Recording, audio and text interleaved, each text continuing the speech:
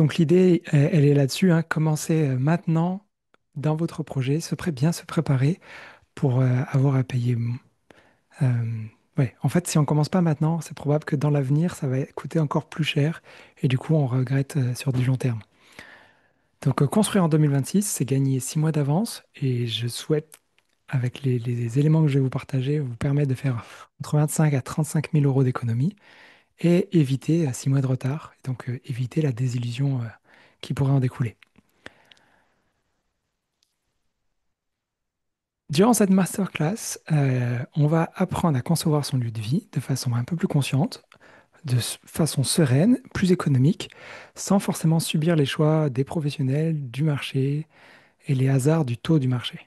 Donc l'objectif ce soir, c'est pas franchement de devenir un expert du bâtiment, mais d'apprendre à piloter son projet pour devenir un maître d'ouvrage éclairé. Alors pour y arriver, ce que je vous invite à faire ce soir, c'est quand même couper les notifications des différents téléphones, les mettre en silencieux. Si vous avez du monde autour de vous qui ne sont pas là à écouter avec vous, mettez un casque, des écouteurs. Préparez-vous de quoi boire pour pouvoir voilà, rester avec nous. On va rester ensemble 1 heure, peut-être 45 minutes à 1 heure. Si ça dure un tout petit peu plus longtemps, c'est parce qu'on va échanger ensemble. Et si vous avez des questions, vous pouvez les écrire directement dans le chat ou les écrire dans votre carnet, plus les bonnes infos que je vais vous partager, pour qu'on puisse en discuter par la suite. Pour vous parler d'eau, moi je bois. Alors, cette masterclass, elle est pour toi si tu veux construire ou rénover avant 2026. Avant 2026, ouais, pour 2026, excusez-moi de l'erreur. Tu veux une maison qui soit saine, qui soit lumineuse, qui soit bioclimatique. Tu veux éviter des erreurs qui peuvent coûter jusqu'à 30 000 euros. Alors, je marque cette somme-là, mais en vrai, je ne dis pas toute la vérité parce que ça peut aller jusqu'à 50 000 euros. Parce que ça, c'est les erreurs simplement sur les choix. Mais quand on fait un mauvais choix, parfois, il faut déconstruire et reconstruire, ce qui peut élever des coûts à 10, 15, 20 000 euros de plus. Donc, ce 30 000 peut s'élever encore plus. Puis, bien sûr, te permettre de reprendre la main sur ton projet. En tout cas, cette masterclass, elle n'est pas là pour toi si tu ne souhaites pas assumer les différents choix que tu vas avoir à subir dans ta maison. Parce que si tu n'as pas envie de les assumer, c'est OK, il n'y a pas de problème. Tu peux faire appel aux autres professionnels et avancer avec eux. Il n'y a pas d'engagement avec moi là-dessus. L'idée, c'est que tu puisses cocher des cases sur un devis. Ce que je veux dire par là, c'est que si tu as des cases à avoir à cocher sur un devis, c'est que c'est peut-être pas pour toi. Mais si tu veux comprendre et diriger ton chantier et avoir conscience des différents endroits et les bons moments, les bonnes discussions, les bons propos à tenir avec les professionnels, bah, tu es au bon endroit. Alors pour me présenter, pour ceux qui ne me connaissent pas, je m'appelle Goulen Bazir. J'ai un bac+4 en projet de bâtiment durable, en gestion de bâtiment durable. Je suis coach en éco-construction depuis 2007, donc ça fait 18 ans. Je suis également designer en permaculture où je me suis spécialisé sur la permaculture habitat, ce qui veut dire que je prends en considération également le terrain et la biorégion, c'est-à-dire l'espace de vie dans lequel vous vivez, c'est-à-dire pas que la maison, pas que le terrain, pas que la ville, mais également un peu le mode de vie que vous avez autour de chez vous. Donc j'ai un peu cette vision holistique. Et je suis le fondateur de Au Vivant. Et depuis 6 ans avec Au Vivant, j'accompagne les futurs propriétaires à concevoir un lieu de vie qui soit aligné avec votre projet, avec vos économies et avec une vision écologique. Mais en vrai, depuis 18 ans, j'ai été conseiller énergie, j'ai eu un bureau d'études en thermique du bâtiment. Et en fait, malgré ces expériences précédentes, j'ai voulu me lancer à créer un centre de formation sur l'habitat en éco-construction parce que j'en avais marre de voir des familles qui étaient épuisées, déçues, voire ruinées par un manque de vision au départ de leur projet et qui a été mangé en fait par les artisans, par les professionnels, par les coûts, par l'augmentation du coût de la vie, etc. Et par manque de connaissances essentiellement. Et j'ai découvert que le secret se réside en vous. Hum, Ça fait un certain temps quand même que je suis là pour pouvoir aider pas mal de monde. Il y a déjà plus de 1300 personnes qui ont suivi la formation ou l'accompagnement. En vrai, depuis 18 ans, j'ai accompagné beaucoup plus de personnes que ça, mais là, je me focalise que sur Vivant. Si j'inclus mon expérience là sur 18 ans, c'est un peu plus de 4000, peut-être 5000 personnes que j'ai pu accompagner. Et il y a plusieurs centaines de projets qui sont aboutis. Donc là, c'est que des extraits. Vous pourrez en voir d'autres également sur la chaîne YouTube pour ceux qui ont appliqué la suite des conseils avec au vivant.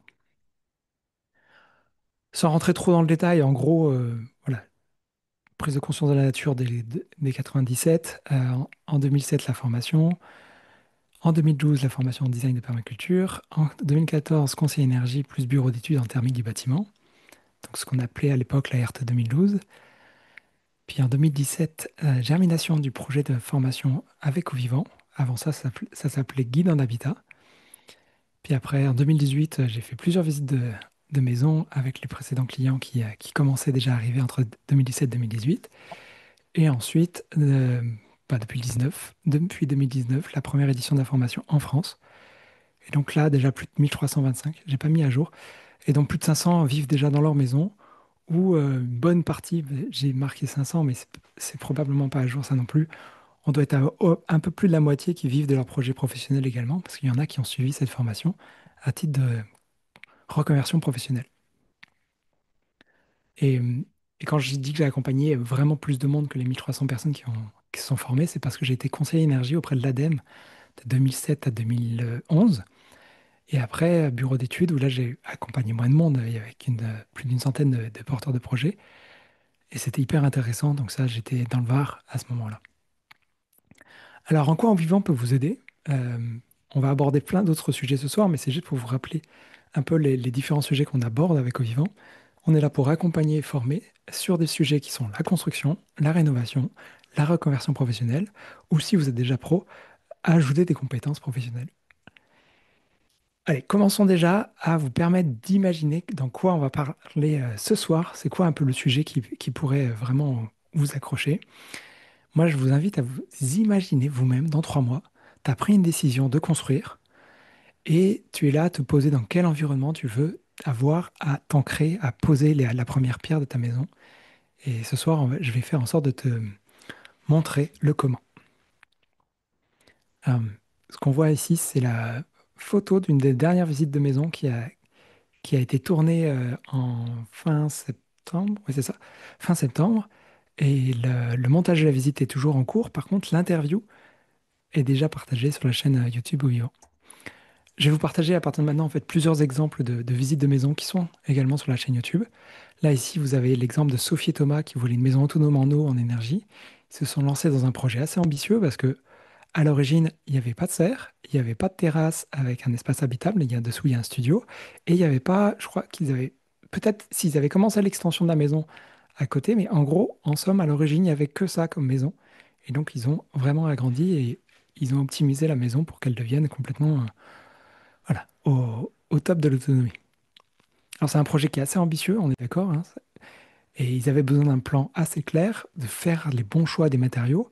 Et en vrai, ils ne se seraient jamais lancés dans une serre s'ils n'avaient pas eu les détails qui sont partagés un peu dans tout ce que l'on partage.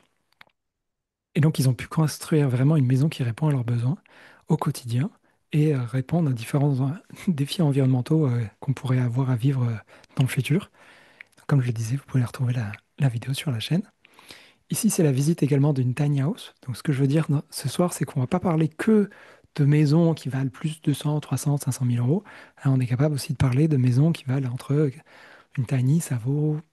Bah, si on l'achète auprès d'un constructeur, c'est quand même un certain billet, hein, mais on est sûr d'avoir quelque chose pour moins de 100 000 euros avec une grande autonomie. Ici, une photo prise par Yannick lorsqu'on avait fait la visite de cette belle maison avec une belle avancée de toiture qui évite les surchauffes en été, là, avec le masque solaire qui évite les surchauffes et une grande capteur de fenêtres. J'appelle même plus ça des fenêtres, j'appelle ça des capteurs solaires qui permettent de faire emmagasiner un maximum de soleil. Alors, j'ai pas pris la photo de l'autre côté, mais il y a un sol en terre qui permet d'emmagasiner la chaleur. Ici, c'est une belle maison aussi, d'une maison bed and breakfast avec des petites cabanes dans les bois que l'on aperçoit pas parce qu'ils sont cachés derrière les arbres, mais avec une piscine naturelle et plein d'autres éléments. Une maison qui est avec une toiture végétalisée. Les, les murs sont isolés en ouate de cellulose et en extérieur, ils sont isolés avec des panneaux de liège, ce qui est assez original. Toujours une visite qui est disponible sur la chaîne YouTube. Une visite que j'ai faite il y a quelques temps, j'ai pas encore fait le montage vidéo de cette belle maison de coque de bateau renversée, faite en mur de briques et de murs de chaux chanvre. Donc je mets souvent en avant le chanvre, mais là c'est une représentation vraiment atypique du chaux chanvre. Ah, et puis avec une forme vraiment originale. Donc j'ai mis une petite incrustation pour montrer un peu les murs en chaux chanvre à l'origine. Donc comme je disais, je vous invite à aller sur la chaîne YouTube de Au Vivant parce que ça vous permet de découvrir les futures visites. Et j'ai prévu d'en publier une ce matin, sauf que au moment de la publier, j'ai demandé un retour d'expérience de la personne que je mettais en avant. Il m'a dit, ah, stop, je veux flouter le visage des enfants. Donc j'ai pas pu cliquer sur publier en direct pour vous. Donc bah, voilà, j'ai presque fini le floutage. Il y a à peu près sur 10-15 minutes à peu près des petits floutages à faire de par-ci par-là. Que je vais être fin et que ça soit pas trop envahissant. Et je vais pouvoir vous partager une nouvelle visite qui dure un certain temps, hein. C'est pas c'est pas qu'une visite. J'ai tendance à partager des visites qui sont quasiment des cours. Donc là, on a Maël Steck qui est constructeur de maisons en ossature bois et utilise la paille essentiellement dans la majorité de ses constructions de maisons. Et je vous ai pas mis la photo là. Si, je l'ai mis là. Et donc en fait, c'est la visite là chez Maël, chez lui, qui vous partage en fait comment il a rendu cette ruine qui était complètement abandonnée au bord d'un ravin en deux superbes habitations, un petit éco-hameau qui sont vraiment au top. Et comme c'est un des profs qui intervient dans la formation sur la construction en paille, j'ai vraiment fait en sorte qu'il puisse partager plein de retours d'expérience. Donc vous avez plein d'astuces. Franchement, j'ai pas compté exactement, mais je pense qu'on dépasse les 47 astuces. Donc, il y a vraiment tout un cours à aller chercher pour pouvoir apprendre plein de bonnes choses pour votre projet d'habitat. Et il y a, euh, bah, cet été, je suis allé revisiter la maison chez Christophe Olivier et j'ai publié début juin la visite de la maison de chez Christophe Olivier, un des profs qui explique le bioclimatisme de façon avancée. Et donc, hyper inspirant, hyper intéressant, parce qu'en fait, il a été capable de concevoir une maison qui consomme seulement 60 euros d'électricité par an sur l'ensemble de l'année, en mettant de côté le coût de l'abonnement électrique. Voilà, il a une consommation ridicule. Et un de ces quatre, là, c'est une photo c'est une vieille photo, donc il n'y a pas tous les panneaux solaires.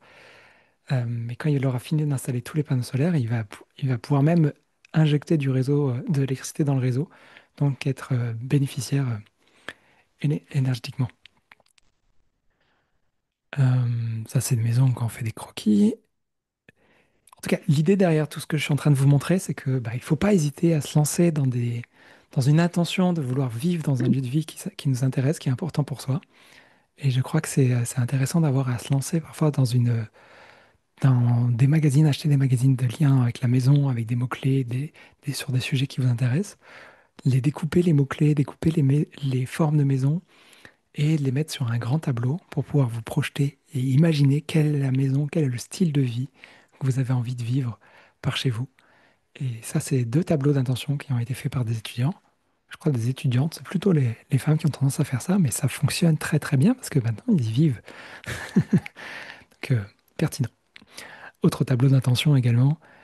Là, on voit le couple ici voilà, on voit les choix des matériaux en briques de terre ici, avoir des espaces de yoga qui soient alignés avec le cycle naturel, proche des vignes, avoir de la vue sur les paysages avec des vergers, une belle petite maison, calcule un peu des plans bien orientés par rapport au soleil, etc., etc. Donc, c'est super important d'imaginer sa maison parce que on voit là, ah oui, Alexandra, je me souvenais plus. Euh, une maison, on comprend bien qu'on a notre première peau, nos vêtements, c'est la deuxième peau, mais la maison, c'est la troisième peau. Donc, c'est vraiment essentiel d'avoir à envisager avec autant d'importance, autant de choix que vous portez quand vous faites le choix de vos vêtements, ou quand vous prenez soin de votre vie, de votre peau, de votre corps, de votre bien-être, d'avoir à faire le même effort pour votre lieu de vie. Je trouve que c'est quelque chose qui est souvent mis de côté et j'espère pouvoir vous accompagner pour vous aider à éviter ce genre d'erreur.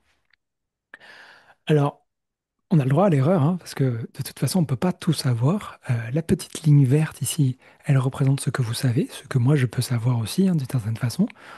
on a conscience qu'on ne sait pas tout, et encore plus depuis qu'on a accès à tellement d'informations avec Internet, quand on rentre dans une bibliothèque, on se rend bien compte que le savoir est immense, et dans chaque sujet, on peut en rentrer en grande profondeur.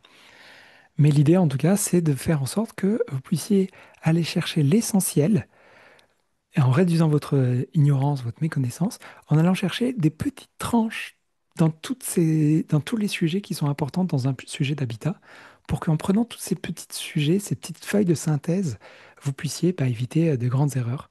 Donc voilà. Je ne sais pas si ça vous parle, mais en tout cas, l'idée, c'est de pouvoir sortir un peu ouais, se sortir des, j'arrive pas à le prononcer, mais en gros, de vous diriger vers vos grands rêves. Alors, en parlant de rêve, j'imagine que toi aussi tu rêves d'une maison, de vivre dans une maison, que tu doutes de ton potentiel, mais c'est pas de ta faute parce que la connaissance, le partage des connaissances qui sont accessibles sur Internet pour ce sujet-là, il n'est pas toujours évident et souvent il est intéressant parce que il y a plein d'infos. En plus, YouTube nous permet d'apprendre vraiment beaucoup de choses, mais c'est que des morceaux qui sont pas toujours adaptés à ta voie, à ton chemin que tu souhaites prendre. Et mon idée, en fait, c'est de t'aider étape par étape à te permettre d'avancer vers ton projet. Alors, si vous avez des questions, je ne vois pas de message qui me pose des questions. Je vais juste m'assurer dans le chat. Voilà, il n'était pas affiché. Hop, je vais arrêter mon partage d'écran. Alors, qu'est-ce que c'est beau? Merci, Laure. Alors, tu me dis à 10h15, je ne sais pas à quel moment tu l'as dit, mais je pense que c'était pour les maisons en question que je présentais. Si vous avez des questions, n'hésitez pas à me les poser dès maintenant. Oui, c'était bien ça. Et sinon, si vous n'avez pas de questions tout de suite, parce que je vais vous faire interagir. Et la première, euh, get ready to present.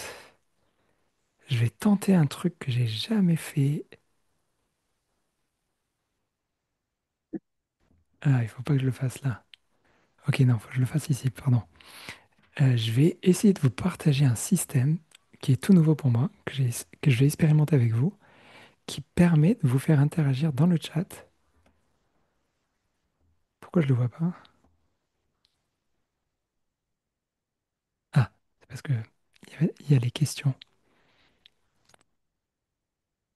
Hop. C'est bon, je le choisis.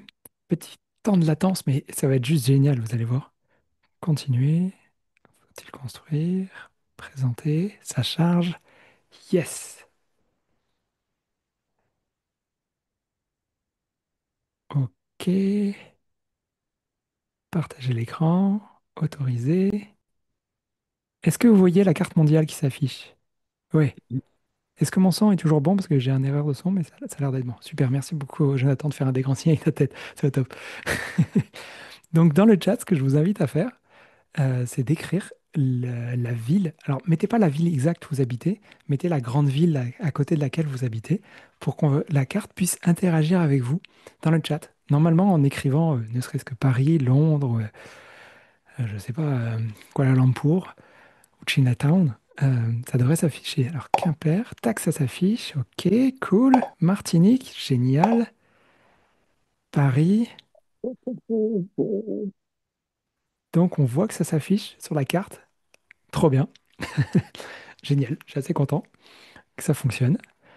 Merci pour ça. Il y a eu trois personnes qui ont voté, enfin voté, noté. Alors, il y a pas tout le monde qui a écrit là. Allez-y, il y a Val qui a écrit Martinique. Alors, tu as noté Paris. Jonathan, tu as marqué Quimper. Alors, il manque Joël, Flo, Jacques. N'hésitez pas à écrire dans le chat. Il suffit simplement d'écrire la ville proche dans laquelle vous habitez ou éventuellement le pays, mais c'est mieux la ville. Euh, voilà, qu'on puisse savoir où est-ce que vous êtes, parce que la question suivante va être importante pour pouvoir justement voir un peu où est-ce que vous êtes et où est-ce que vous souhaitez habiter plus tard.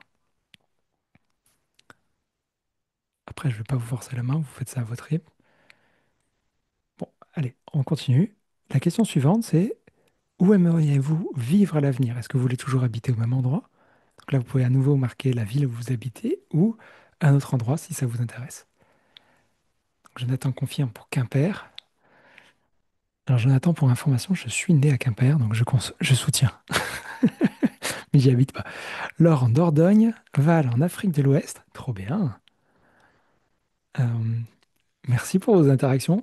Et est-ce que les personnes qui n'ont pas voté tout à l'heure, Jacques, Flo, Joël, vous les partagez aussi? Ou vous voyez pas où écrire dans le chat? Miramont de Guyenne. Merci Jacques, c'est super précis. Je ne connaissais pas. Donc si on zoome un peu, Jacques 47. Ok, merci d'avoir précisé. Je sais pas s'il va, il va trouver ça Corrèze. Je sais pas s'il va reconnaître. Parce que nous, on connaît que c'est une région, mais je sais pas si lui, il va être capable de dire la région, le logiciel. C'est déjà pas mal. Ça permet d'identifier, en tout cas, que on est à peu près par là. Donc, on voit juste Val qui est part de la Martinique pour aller du côté du Cameroun, Niger, Afrique de l'Ouest. Donc, ça peut être Guinée, Libéria, Ghana. Excellent. Cool. Alors, j'ai encore une autre question avec vous. En un mot, donc écrivez seulement un mot, quelle est votre principale préoccupation pour 2026? Ça peut être en lien avec le bâtiment, mais ça peut ne pas être en lien que avec le bâtiment. Écrivez juste seulement un mot. Alors, c'est une question un peu spéciale. Quelle est votre préoccupation? C'est-à-dire, si vous voulez vous lancer, qu'est-ce qui vous bloque à y aller? Est-ce que c'est un sujet par rapport à la famille? Est-ce que c'est par rapport à l'emplacement? Est-ce que c'est lié à l'argent? Est-ce que c'est lié à la politique? Est-ce que c'est lié au fait que vous savez pas où habiter? Voilà, essayez de trouver un mot ou éventuellement maximum de mots, parce que ça va s'afficher en grand euh, pour vous montrer là si j'écris par exemple monnaie, ça s'écrit, voilà, super. Lieu, durée, famille. Alors, c'est moi qui ai écrit monnaie, donc c'est pas important. Durée de construction, ouais, un bon sujet aussi.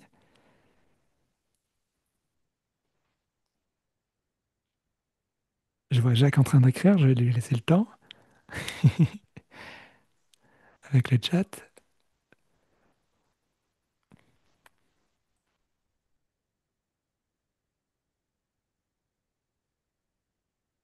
Alors, il n'y a pas la petite musique, mais on pourrait faire un...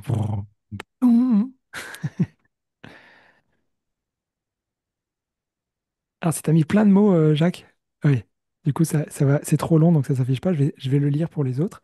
Je suis déjà lancé avec seulement 15 000 euros de budget mensuel. Non, non, 1500. 1500. 1500. Excuse-moi. Il y avait un petit écart de zéro, je suis d'accord. Pardon, en fait, je t'ai dit ce que je te souhaite. J'aurais aimé que tu puisses avoir Oui, non, 15 000. mais bon, à ce compte-là, il fallait en rajouter deux, pas un seul, hein. C'est pas faux. Surtout mensuel. En 2 mois, tu aurais eu 300 000, Plus, oui. ça aurait été encore plus fun. Cool. Merci du partage.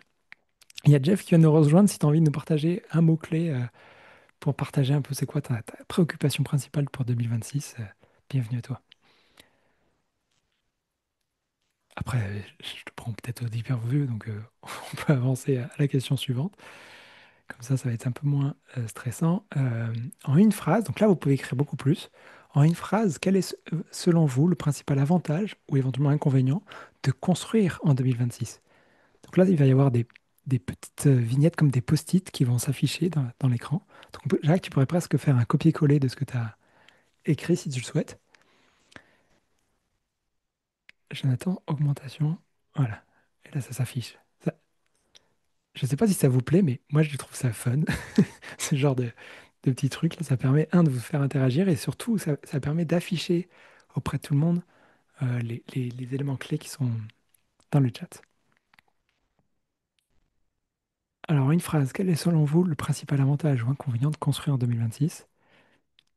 Moi, je dirais un A pour avantage. euh, il va y avoir de nouvelles opportunités. Et inconvénient, un I majuscule pour l'inconvénient, c'est que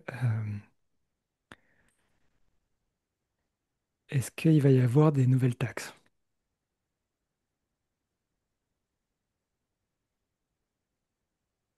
Je mets H pour habitation.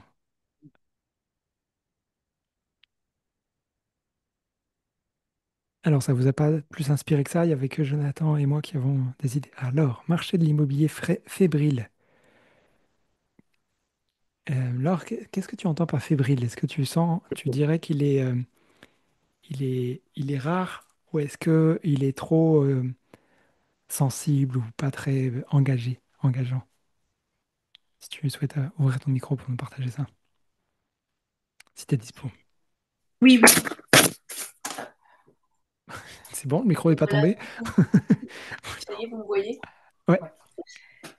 Oui, je pense qu'on est un peu à une période charnière sur l'immobilier et je pense qu'on n'est pas loin d'une rechute. Donc, il y a encore des prix. C'était censé être en train de remonter, mais j'ai la sensation que ça va pas durer et que on est encore avec des personnes qui essayent de tirer leur prix, ce qui est normal quand on vend. On essaye de tirer le meilleur prix. Donc, je pense que c'est pas tout à fait encore le bon moment d'acheter. Mais en même temps, j'ai l'impression que 2026, si on attend trop, ça risque d'être compliqué et peut-être un peu trop tard. Enfin, je m'étendrai pas sur le sujet, mais voilà. Mais c'est très Donc, juste. je me sens un peu là à une période charnière. En gros, pour moi, je me dis, c'est cet hiver qu'il faut que je me bouge. J'en suis un peu là, quoi.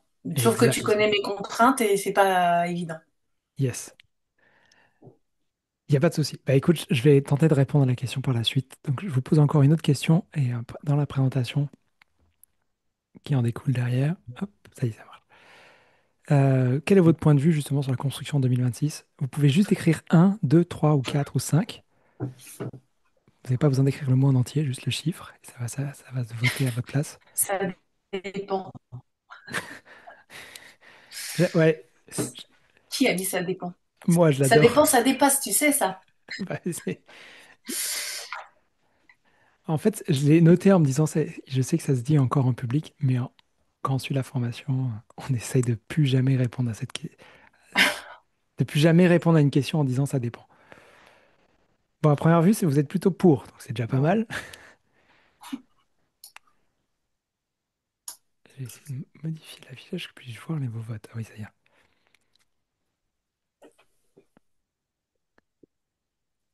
Ok. Est-ce que la question suivante, c'est les... Flo, merci d'avoir voté, ça dépend, on est d'accord. Est-ce que tout le monde a pu voter? Ah, Jacques, le point d'interrogation, ça marche pas. Si tu veux, tu peux éventuellement faire un 3. Le logiciel, il est intelligent, mais pas à ce point-là, pour convertir l'interrogation de Jacques en une réponse. Si tu écris 3, ça va marcher, tu vois. Ok, ok, ok. Je l'ai noté si tu veux. Non, mais ce qu'il y a, c'est que je vois pas le bas les images et je suis pas très bon en informatique, donc Ah, les, me dis pas ça, Jacques. J'ai fait en sorte que tu as juste à écrire dans le chat. eh ben oui, non, mais je vois pas le 5. Ah! Ah, par contre, ça, c'est pas impossible parce que je teste le logiciel et c'est la première fois que je le fais. Et donc, c'est pas impossible qu'il soit trop petit. Tiens, je vais essayer de le réduire. Est-ce qu'en faisant ça, tu le vois mieux? Ah, moins bien. Moins bien, donc c'est pas ça qu'il Là, fallait faire. je vois même plus le 4. Ok, donc c'était pas ça qu'il fallait faire. Ok, bah, je vais essayer d'améliorer la situation, mais... Non, mais je parle, attends, une précision, hein, c'est que moi, je vois les autres participants, donc je ne sais pas comment supprimer ça. Ah, t'es sur une tablette ou sur un téléphone? Oui, une tablette. D'accord. Mais ça, je peux pas trop t'aider là-dessus parce que c'est le fait que tu sois Alors, pas sur l'ordinateur. Mais c'est bon, pas très grave parce que on va s'arrêter là sur la question et d'une bon. certaine façon, tu as voté. Ou sinon, tu me le diras, je voterai pour toi. Et j'avance pour pas trop prendre de temps. Ça, c'est pour plus tard. Donc, on arrête. On reprend le partage d'écran ici.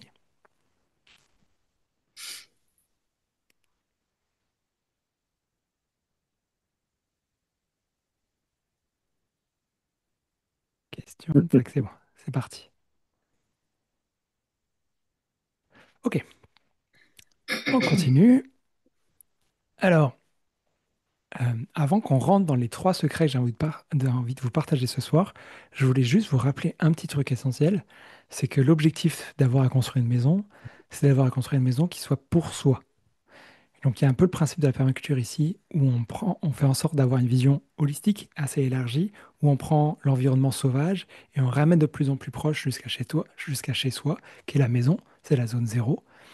Et on a même aussi une zone 0,0 qui est la zone intérieure de soi.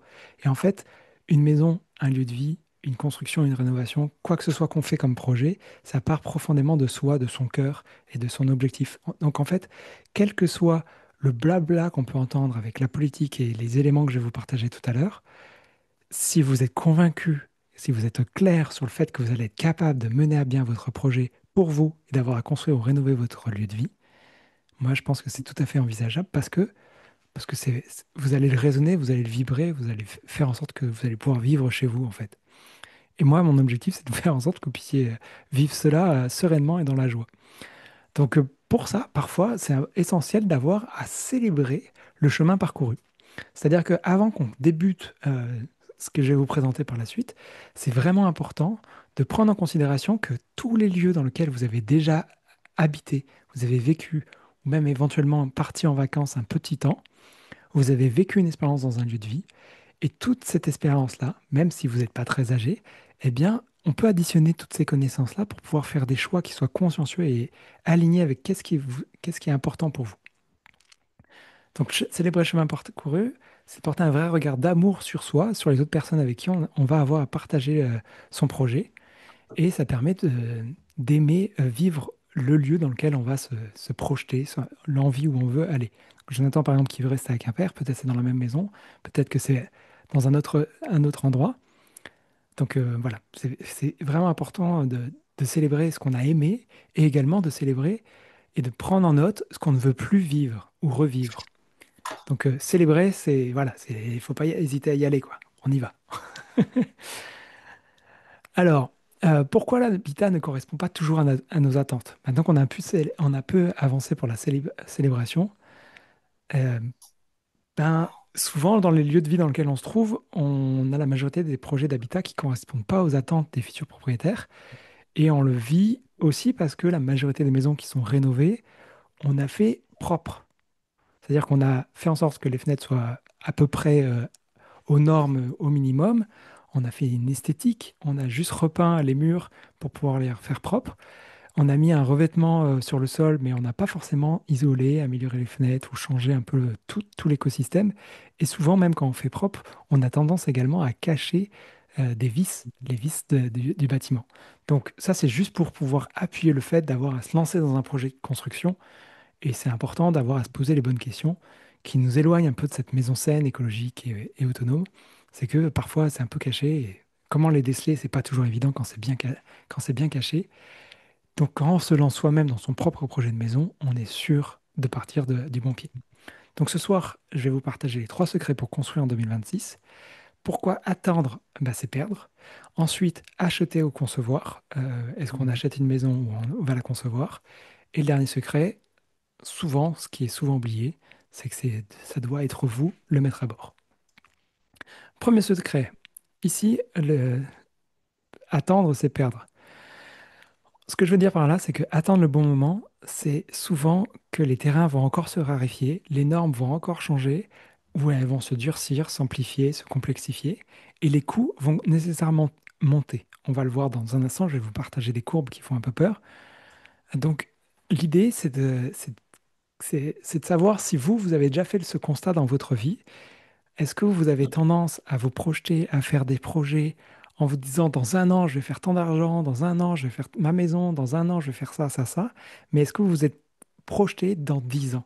Parce que si vous savez quel est le type de vie, quel est le mode de vie que vous voulez vivre dans ce futur lieu de vie dans 10 ans, ben en fait, vous allez être capable de faire les premiers pas dès maintenant parce que vous savez que ça prend du temps. Une maison, ça ne se construit pas du jour au lendemain, surtout si on n'a pas de plan et si on n'a pas de terrain. Mais ce n'est pas impossible. Il y a des personnes qui ont été capables de faire ça très rapidement quand on a les bonnes informations, quand on a entouré des bonnes personnes, quand on a les bons éléments et évidemment quand on a le budget. Voilà, c'est assez envisageable, mais ils ont été capables de le faire rapidement parce qu'en fait, ils avaient déjà une vision à long terme. Et 10 ans, c'est rien, hein, c'est ridicule, hein. On peut avoir une vision à beaucoup plus long terme pour une maison en tout cas, vu le nombre de bâtis anciens qui ont été construits il y a un siècle, deux siècles, trois, quatre, cinq siècles, voire plus encore, qui fonctionnent encore aujourd'hui, qui ont été bien conçus par les anciens, eh bien, je trouve ça vraiment pertinent et adapté d'avoir à se rendre compte voilà, de l'importance de se poser les bonnes questions pour se lancer dans 10 ans. Alors, là, c'est juste des exemples de budget, hein, c'est pas nécessairement le vôtre. Mais là, si on emprunte, par exemple, sur un emprunt sur 25 ans, une somme de 300 000 euros, on voit que les mensualités, on va avoir des mensualités à 1285 et le coût total du crédit, 85 000 euros. Tandis que si on a 3%, on est à 152 000 et à 5%, on est à 251 000. Donc on voit bien que le pourcentage du taux de crédit, il est conséquent et, euh, et ah oui, attendez.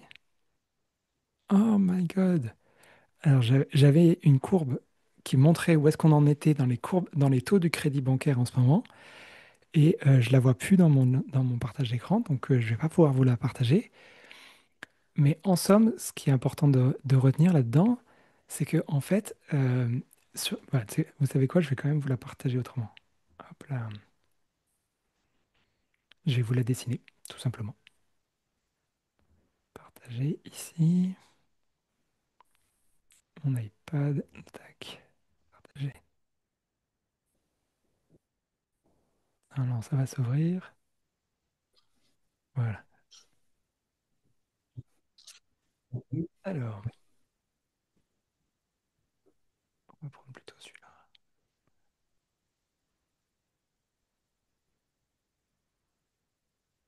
En gros, ici, si on prend 2008, 2020, excusez-moi si j'écris pas très bien, j'appuie pas ma main. Là, 2024 et 2025. Vous arrivez à pouvoir voir les chiffres en bas, même si c'est très mal écrit? Mais Parfait. oui, En gros, on a eu les taux de crédit immobilier qui ont chuté, qui ont continué à remonter, qui ont rechuté en 2020, qui ont un peu monté et qui sont assez hauts en 2024. Et normalement, 2025-2026, ils devraient faire ça et se stabiliser. L'inconvénient, c'est que C'est qu'ils se stabilisent où? ils se stabilisent. Ouais, il faudrait faire mon 4. Voilà. Un, 2, 3 et 4. Donc là, en ce moment, on est à 3,5 à peu près. Et c'est probable, si je reprends ma courbe en bleu, que en 2026, ça remonte, mais il va y avoir un creux au printemps. C'est des pronostics, hein, évidemment, je ne suis pas devin. Euh, mais logiquement, ça va remonter à nouveau en fin 2026.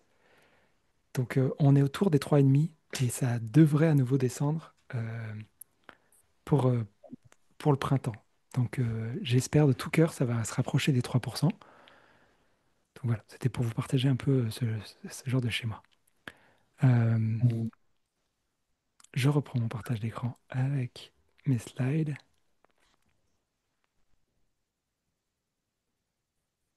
Voilà. Alors, je voulais ajouter un petit truc là-dessus. L'attente coûte plus cher que l'action, mais comme tu ne le vois pas sur ton compte bancaire, tu le ressens pas, mais c'est une perte silencieuse. Ah oui, et ce que je marque pas ici, et c'est ce que je vais aborder par la suite, c'est qu'en fait, l'inflation de l'argent fait qu'on a un indice des prix qui fait que de monter. Donc l'inflation, elle est à droite en pourcentage, et à gauche, c'est l'indice PC, c'est l'indice des prix, indexé sur le coût de la vie, logiquement. Donc on voit un peu différents coûts qui sont indexés des années 70 jusqu'à 2016. Et j'ai cherché des données plus récentes, 2018 à 2024. On voit que ça continue à monter, quoi. Donc là, aujourd'hui, on est sur une inflation pour 2024. Pour 2025, c'est pas évident de trouver les données à jour. On serait sur une inflation à peut-être un 7 ou encore un 8. Tandis que les prix augmentent de 4%. Parce que ben, politiquement, ils font des choix très étranges, on va dire, pour pouvoir nous amener cette réalité. Et les coûts des matériaux, parce que comme ce qui nous intéresse ce soir, c'est d'avoir à construire une maison, eh bien, on voit que il y a un petit élément qui s'est passé là. Hein, on est d'accord qu'en 2020, il y a un truc qui s'est passé et ça a fait exploser plein de prix. Ça fait exploser les prix du plastique, des demi-produits en cuivre alliage, l'acier, l'aluminium, les tuiles, donc on peut imaginer les tuiles de toiture de maison, le verre, donc le verre plat pour le bâtiment, donc les fenêtres, et le béton prêt à l'emploi.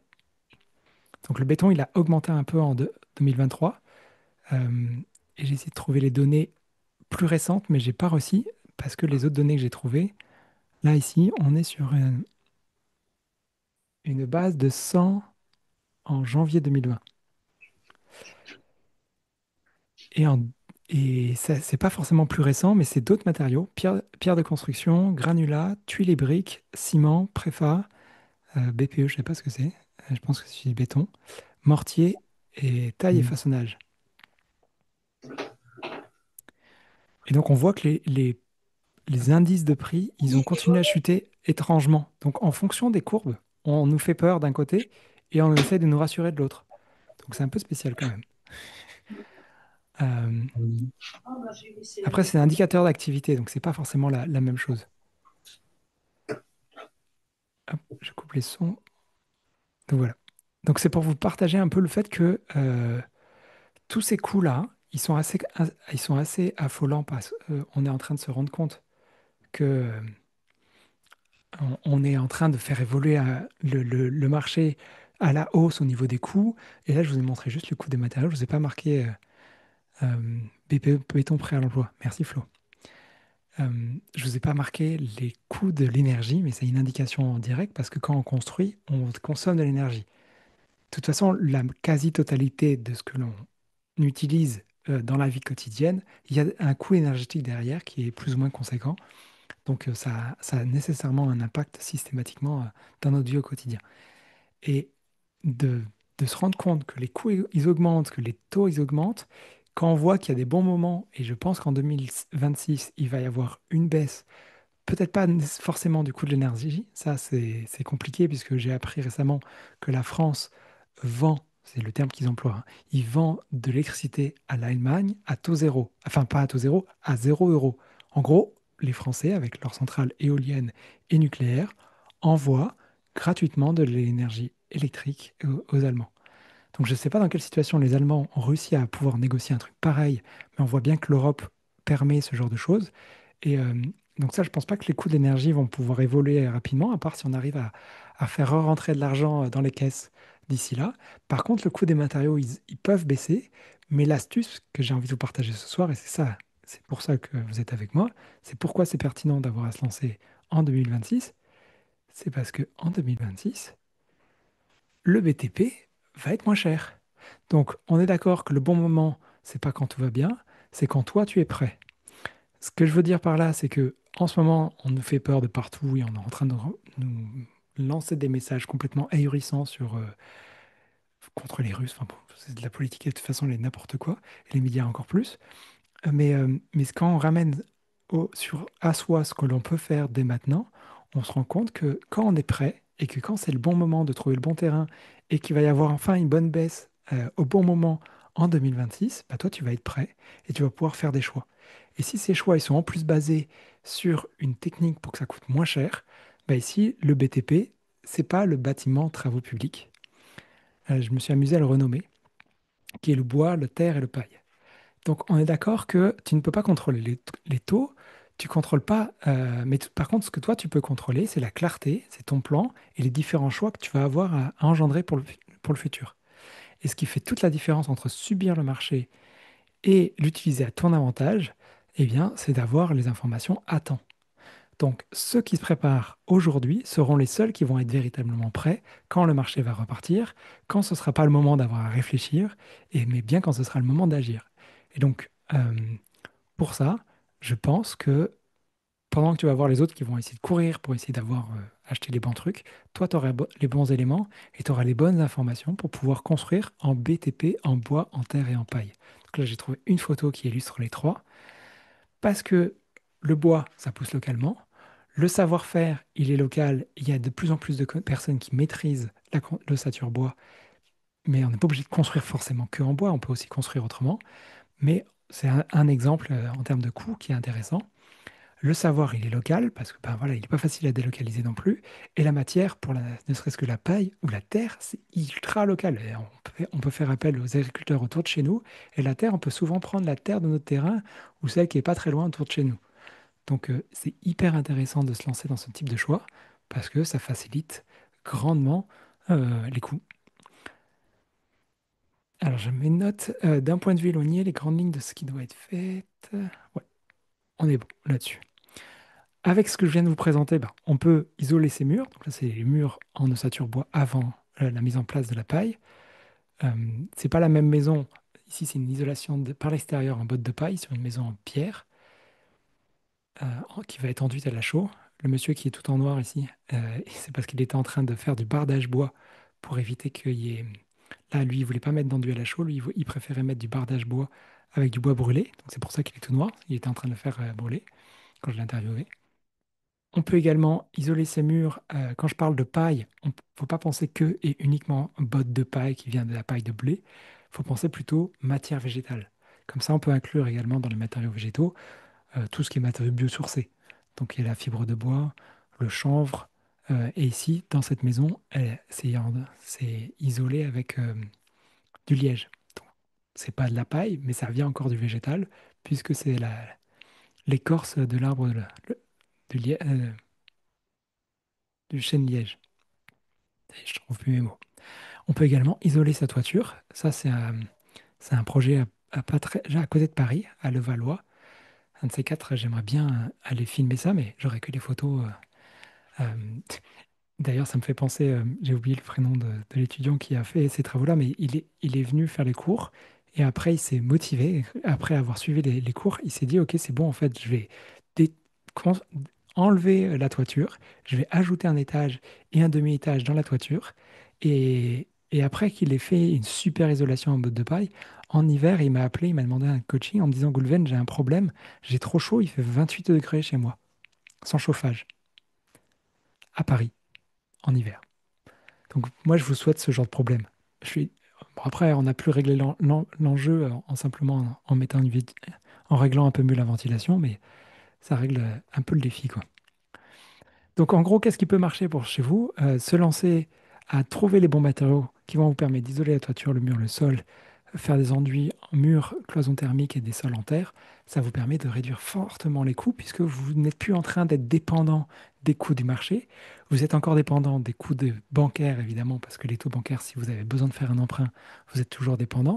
Mais comme la matière première, elle coûtera moins cher, et qu'une bonne partie de ça, vous allez pouvoir la faire également vous-même si vous vous sentez capable de le faire ou si vous êtes en âge de le faire, eh bien, ça peut franchement fonctionner pour vous. Donc l'idée, c'est quoi? C'est de ne pas avoir à attendre parce que c'est perdre. L'essentiel, c'est d'avoir à se préparer maintenant pendant que les autres hésitent. Et en 2026, quand tu seras prêt, tu seras serein et confiant parce que dès que ce sera le bon moment, tu pourras véritablement te lancer. Est-ce que c'est assez clair jusqu'à maintenant? Est-ce que vous avez des questions là-dessus?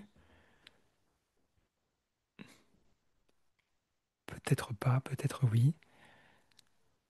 Alors, moi, j'ai envie de partager à nouveau mon écran avec une belle question. Hop, en dynamique.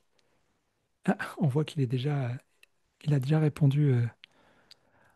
Flo, pour la réponse de tout à l'heure, ça a été récupéré dans le logiciel. En une ou deux phrases, quels sont, selon vous, les principaux, je ne le vois pas, défis auxquels la construction en 2026 devrait faire face? Donc, on peut imaginer le béton. J'ai une bonne nouvelle pour le béton. La semaine qui s'en vient, je vais sortir une nouvelle vidéo. Donc là, la visite dont je vous ai parlé, mais en plus de ça, je vais sortir une vidéo d'une interview que j'ai faite avec un monsieur génial qui s'appelle Didier, qui présente une astuce magique pour pouvoir transformer le béton qui n'est pas vivant, qui est même limite, qui mange un peu de votre vitalité, pour rendre le béton pas vivant, mais en tout cas suffisamment neutre et confortable. Et pour vous donner un exemple, bon, je suis en partage d'écran, donc vous ne voyez pas très bien, mais il est possible de mélanger dans des matières. Donc là, c'est un super matériau qu'il a pu m'envoyer. Donc c'est un mélange de béton et dedans, il y a le pneumatite, un produit qui est magique pour pouvoir redynamiser le béton et faire en sorte que vous soyez bien en confort chez vous. Mettre en plat. Pour être sûr qu'il ne tombe pas pendant que je suis en train de vous parler. J'ai pas compris le matériau ajouté au béton. Oui, bah, c'est parce que justement, il faut laisser un peu de secret Ah bon, pour que tu pardon, ailles voir j'ai dit un mot que ça avait pour, sauté. pour que tu ailles voir la vidéo. Mais ça s'appelle J'irai, t'inquiète. le pneumatite. Le pneumatite? Oui, c'est un nom qui commence comme un pneu, mais ça n'a aucun rapport. D'accord. Allez, continue mon partage d'écran, c'est reparti. Ok, maintenant on peut avancer avec le secret numéro 2. Acheter ne suffit plus, concevoir devient vital. Ce que je veux dire par là, c'est que avoir à se lancer pour acheter une maison, on se rend bien compte que les maisons, elles sont pas suffisamment bien conçues, bien imaginées. Et quand on les achète, on se rend bien compte que quand on y vit, il y a plein de choses qui vont pas. Donc, d'avoir à concevoir sa propre maison quand on veut la construire, c'est la bonne chose à faire. L'autre chose également, et ça, j'ai pas pu le mettre ailleurs, j'aurais pu, mais je l'ai pas séparé du secret numéro 2, c'est que quand on conçoit, on doit concevoir avec les professionnels et donc on doit parler la même langue. Et pour ça, c'est vraiment essentiel. J'avais dit une note. Ah oui, une maison, c'est pas un produit, c'est une troisième peau qui doit être à ton image. Ce que tu conçois maintenant, tu le vis chaque jour. Ce que je veux dire par là, c'est qu'une maison, c'est bien plus qu'un bien immobilier. C'est ton environnement qui va être énergétique, qui va être ton confort, ta santé et en somme ta paix intérieure. On est d'accord que les maisons récentes sont invivables et encore plus l'été.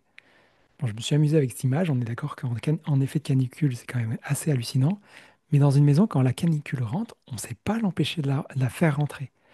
Alors que quand en hiver, éventuellement, si on a vraiment les moyens, on peut mettre des radiateurs de partout, payer une fortune en énergie, mais on est capable de plus ou moins la chauffer. Tandis qu'en été, quand c'est mal conçu, on est mal barré, c'est difficile d'avoir rattrapé le coup. Donc, moi, mon idée, c'est de pouvoir vous faire en sorte que vous puissiez bien concevoir la maison dès le début. Alors, souvent, on croit, quand on veut se lancer dans la conception d'une maison, qu'il suffit de trouver le bon terrain, signer avec le bon constructeur et que tout ira bien. Mais la réalité, c'est que la plupart des maisons récentes sont invivables, 90% des maisons neuves sont inconfortables, et ça, en 18 ans, j'ai tendance à prendre un peu plus de sécurité que ça, même dans mon propos, mais bon, c'est impressionnant. Enfin bon, après, c'est mon métier d'avoir à régler les problèmes des maisons, donc j'ai l'impression que c'est que ça, mais une maison, elles sont souvent trop chaudes en été, trop froides en hiver, polluées à l'intérieur. Donc en termes de santé dans le bâtiment, c'est souvent un problème. J'en discutais hier soir avec quelqu'un qui a des enjeux de santé et elle a déjà condamné une chambre, puis plus tard une deuxième chambre. Maintenant, elle dort dans son salon et il commence à y avoir encore des enjeux d'humidité et des moisissures et peut-être même des dégagements d'algues volatiles. Donc ça peut aller loin hein, quand même quand on ne règle pas les enjeux, tout simplement parce qu'il n'y avait pas de ventilation chez elle. Et bien sûr, avoir une maison qui soit mal orientée ou mal agencée.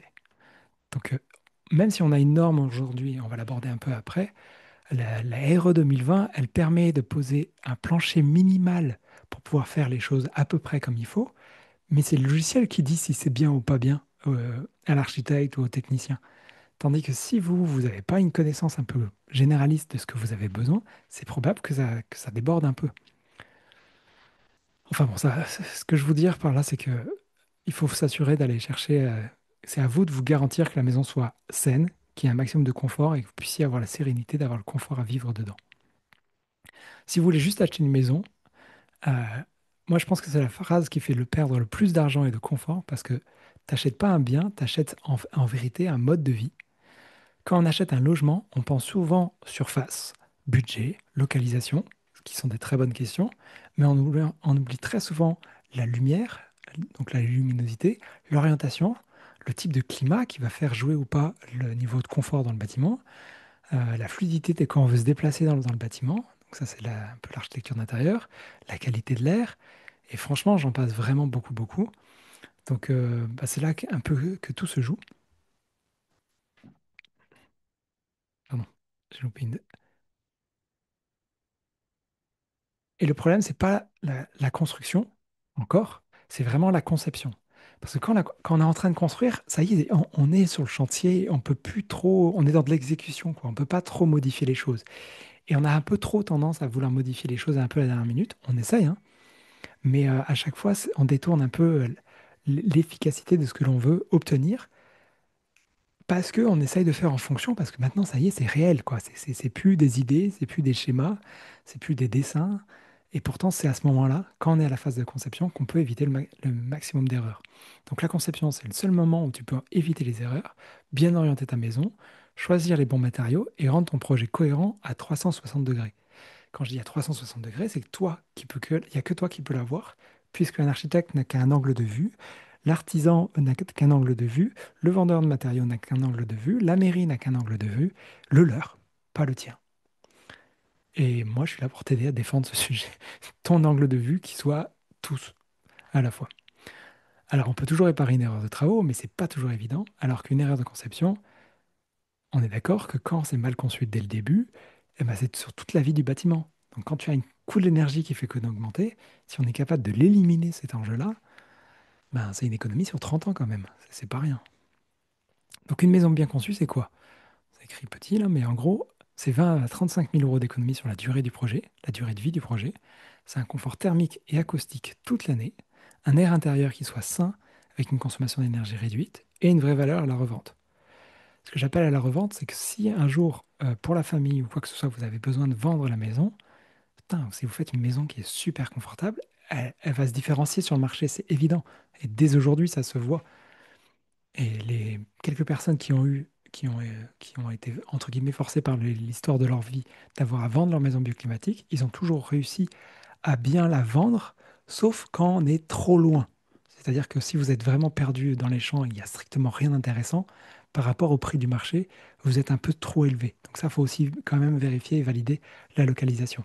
Mais n'empêche que par rapport aux maisons d'à côté, vous sortez du lot, évidemment. Quand tu conçois une maison bioclimatique, tu gagnes sur tous les plans, le budget, le confort et la durabilité. Et ça, personne ne te l'apprend parce que ben, quand tu signes avec un constructeur, il construit sa maison, il ne construit pas ta maison. Donc le vrai luxe, c'est une maison conçue pour toi, par toi. Par contre, toi, ce que tu veux, pas contre toi, ouais, ce que je voulais dire, c'est ce que toi tu veux, c'est une maison qui soit autonome. Mais pour ça, il faut que toi, tu sois autonome dans ta capacité à gérer ton projet de A à Z. La norme te dit comment construire, mais toi seul, tu peux décider comment toi, tu vas avoir à la vivre. Les architectes, ils savent bâtir des murs, mais toi, tu sais ce que toi, tu vas vivre à l'intérieur. Et c'est ce que cette alliance peut t'offrir entre ce que offre au vivant et ton expérience à toi pour faire l'interaction avec l'ensemble des professionnels. Ensuite, je te disais aussi comment parler avec les professionnels. Avoir un alignement qui soit relativement parfait par rapport à tes attentes et ce que eux ils en ont compris. Avoir une efficacité maximale pour avoir un gain de temps, une optimisation des coûts et une qualité supérieure par rapport à ton projet. Donc là, l'idée, c'est d'aller chercher un maximum de collaboration parce que quand on parle la même langue, bah, ça permet d'avoir à aligner un peu tout le monde, d'être sur la même longueur d'onde en fait. Et pas forcément d'avoir à tout rattraper à la dernière minute. Donc la collaboration, elle repose sur le langage. Et ça, bah, il faut connaître quelques mots-clés de la construction, des matériaux et du résultat que qu'ils souhaitent obtenir. Donc pas que de l'aspect esthétique également. Parce qu'on est d'accord que dans un bâtiment, bon, je m'excuse, il y a un logiciel qui m'embête avec certains trucs là. Euh, c'est assez simple une maison, hein, c'est que 5 étapes. On a des fondations, un plancher, des murs, des portes, des fenêtres, une toiture. Ça paraît pas très très complexe, mais si vous ne savez pas exactement dans quel type de maison vous voulez vivre, ben, vous risquez de vous retrouver dans une maison qui est conçue pour ou par les artisans et non vous-même. Ensuite, il y a aussi une méthode qui est expliquée dans l'accompagnement, c'est d'avoir à s'assurer que vous puissiez trouver l'endroit qui vous correspond. Donc là, il y a la méthode ARTM qui vous permet d'identifier en fonction de vos activités et de vos relations le bon endroit à trouver et le type de maison qui vous correspond. Et pour pouvoir se lancer dans une maison qui soit adaptée et alignée avec qui vous êtes, eh bien, c'est pas si compliqué que ça. Il suffit d'appliquer le confort bioclimatique. Pour ça, je les ai synthétisés en 10 verbes. Donc de savoir observer, capter, stocker, contribuer, conserver et distribuer la chaleur, se protéger, éviter et dissiper et réfléchir pour ensuite minimiser et optimiser dans le tout son confort thermique. Donc le confort bioclimatique. Et tout ça, on va l'appliquer avec une vision élargie de la biorégion, comme je vous l'expliquais un peu tout à l'heure, d'avoir ce que j'appelle une biorégion, c'est l'espace dans lequel vous vivez. Une biorégion, c'est pas juste des cercles comme c'est schématisé sur cette image, mais c'est également, c'est plutôt, si vous mettez 2 heures pour aller régulièrement à un endroit, ben, on pourrait, sur la carte, on pourrait prendre une bulle qui prend en compte cette distance. Et quand on prend en considération un peu tous ces endroits où vous avez tendance à aller pour vivre vos relations, vos activités et votre mode de vie, eh bien, quand on prend un peu tout ça en considération, on peut prendre en considération du coup le climat local, prendre en considération les différentes activités pour s'assurer que ça rentre en adéquation avec votre mode de vie. Puisque, et vous pourrez l'entendre dans la visite chez Elisa et Fabrice, il y a leur architecte qui s'appelle Sandra, qui intervient également dans la formation, qui leur a posé une question toute bête. Dans votre maison, est-ce que vous faites vos courses tous les jours, toutes les semaines, ou une fois par mois? Ou une fois par semaine, ou une fois par mois? Et ça contribue un peu au mode de vie, aux différents angles de vue qu'on peut avoir quand on se lance dans un projet. Et l'inconvénient, c'est que quand on s'adresse à des professionnels, ou on s'adresse à sa famille, à ses amis, chacun voit un peu le tout selon son angle de vue. Et l'idée, c'est de réussir à avoir, bah, est-ce qu'on voit comme un cercle, est-ce qu'on voit ça comme un carré? Et en fait, au final, on est en train de parler d'un cylindre. Voilà, bon, tout ça, on pourrait aller très très loin. Et pourtant, pour arriver à construire une maison neuve, il faut également parler le même langage que les professionnels. Et parfois, les professionnels, ça les embête d'avoir à respecter la RE 2020, alors que nous, en tant que particulier, on la considère comme un plancher bas, d'avoir à se dire, OK, moi, je veux juste avoir au minimum la RE 2020 et d'aller un peu au-dessus pour avoir une maison bioclimatique, pour aller au-delà de l'inconfort. Après, la RE 2020, elle est intéressante pour aller chercher des performances sur la conception bioclimatique, sauf que les architectes, ils sont pas très bons là-dessus. Ils utilisent un logiciel, dès qu'ils ont réussi à atteindre le truc, ça y est, ils s'arrêtent là. Donc vous devez pas les soutenir, les taquiner pour qu'ils aillent plus loin. Ensuite, c'est vrai que pour pouvoir trouver des lieux de vie, euh, dans le temps à venir, ça va encore un peu plus bouger. Et en février 2028, il y a la loi ZAN qui va un petit peu plus encore s'amplifier et qui va s'appliquer dans les PLU. Donc PLU, ça veut dire plan local d'urbanisme. Et PLUI, c'est les plans locaux d'urbanisme intercommunaux. Et donc, dans les cartes communales, on va voir si on va être capable d'appliquer cette loi au niveau des détails un peu spécifiques des différents terrains. Et donc, il va y avoir des terrains qui vont devenir moins constructibles. Il va y avoir encore moins de terrains constructibles. Donc, c'est pour ça que c'est encore le bon moment d'avoir à se lancer, parce que quand on va arriver jusqu'à d'ici 2031, l'objectif du gouvernement, à première vue, c'est plus de construction. Donc, d'avoir à bâtir, on est un peu sur la dernière course, quoi, en ce moment. Je ne sais pas si vous comprenez un peu, j'essaie pas de vous mettre l'urgence, mais c'est un peu chaud patate, en fait. Ok. Euh, pour conclure sur ce premier secret, sur ce deuxième secret, on a l'objectif, c'est d'acheter, ça suffit plus. Concevoir, c'est créer son autonomie, son confort et avoir une paix intérieure. Et le vrai pouvoir, c'est de penser son lieu de vie avant même de le construire. Donc, troisième secret, c'est toi le maître à bord. Tu n'es pas un client qui subit le chef d'orchestre, c'est toi le chef d'orchestre. L'inconvénient, c'est qu'on ne peut pas être chef d'orchestre de métier qu'on ne connaît pas. Donc en fait, savoir donner une direction, les pros, eux, ils savent construire, mais toi seul, tu sais ce que toi, tu vas avoir à vivre. C'est donc toi le maître d'ouvrage. Ça, c'est le bon terme. Tu es un maître d'ouvrage. Que tu le saches ou non, c'est ton argent, c'est ton temps de vie. Et quand je parle de temps de vie, c'est également l'épargne que tu as mis dans ton temps pour pouvoir être capable de mettre de côté pour pouvoir un jour te payer ce que tu souhaites. Et ensuite, si tu prends un crédit bancaire, c'est encore ton temps à continuer à travailler pour rembourser ce crédit. Donc, être capable de gagner du temps pour pouvoir agir rapidement, c'est pas pour rien ici. Ensuite, c'est toi qui finances, donc c'est toi qui décides. Pourtant, c'est toi qui en assume les conséquences, donc c'est toi qui vas encore avoir à payer les conséquences des choix précédents. Donc si tu fais des bons choix et si tu es capable de bien négocier, quand je dis négocier, c'est-à-dire être au clair avec les professionnels, eh ben, c'est toi qui deviens le chef d'orchestre. Donc, comment on passe de porteur de projet à maître d'ouvrage? Eh bien, l'idée, c'est de devenir le commandant en chef, le capitaine de votre bateau, le maître des lieux, le proprio, en somme. Ce que vous savez vraiment dire, c'est que... attendez, pardon. Ah oui, tout le monde pense que c'est l'architecte, le constructeur, ou le maître d'œuvre qui pilote le chantier. Mais la vérité, c'est qu'ils travaillent chacun dans leur couloir, et pendant ce temps, la seule personne qui est responsable du résultat final, c'est toi. J'insiste un peu, mais c'est vraiment assez important. Un artisan, il s'est installé un produit parce qu'il sait le poser, pas parce que c'est le meilleur pour toi. C'est à toi de savoir ce que toi tu veux, pas à eux de le deviner. Si eux, ils savent mieux poser du polystyrène, du polyuréthane, de la laine de verre ou tel autre produit parce qu'ils savent rapidement le poser pour pouvoir passer le moins de temps possible sur le chantier et te facturer quand même là-dessus, mais que c'est pas ça que tu veux parce que tu vas avoir de la santé dans ton bâtiment, tu vas avoir du confort d'été et tous les matériaux que je viens de te décrire ne contribuent pas au confort d'été, eh bien, c'est important de les savoir et de le connaître. Donc, savoir si c'est viable pour toi, moi, je t'invite, c'est de pas devenir un atlas à porter le poids du choix des artisans, parce que c'est toi le pilote. Pour représenter un peu le porteur de projet, un porteur de projet, c'est celui qui se fait un peu avoir à porter son projet un peu à bout de bras. Donc ça, c'est pour les madames et les messieurs. Et l'idée, bah, c'est plus de plus à le voir à le porter à bout de bras, mais c'est de devenir un maître d'ouvrage, donc homme ou femme, hein, d'être capable de le porter comme un dieu, quoi. L'intention derrière, c'est que vous soyez maître. euh, Mais du point de vue des professionnels, vous êtes un client. Du point de vue de la mairie, vous êtes un propriétaire. Du point de vue de la commune, vous êtes un habitant. Comment réussir à replacer un peu tout ça, alors que moi, de mon point de vue, vous êtes un maître de votre ouvrage. Et quand on est maître, ça implique d'avoir à prendre des décisions. Et quand on reprend le pouvoir, eh ben, tout change. Tu gagnes du temps sur les décisions qui vont être beaucoup plus claires, beaucoup plus fluides. Tu vas pouvoir faire des économies de 25 à 35 000 euros, comme je disais tout à l'heure, en évitant un maximum d'erreurs. Tu vas pouvoir rester serein pendant la phase des travaux. Tu obtiens un résultat aligné à ta vie et à tes valeurs. En somme, l'autonomie, c'est pas faire seul, c'est savoir piloter intelligemment.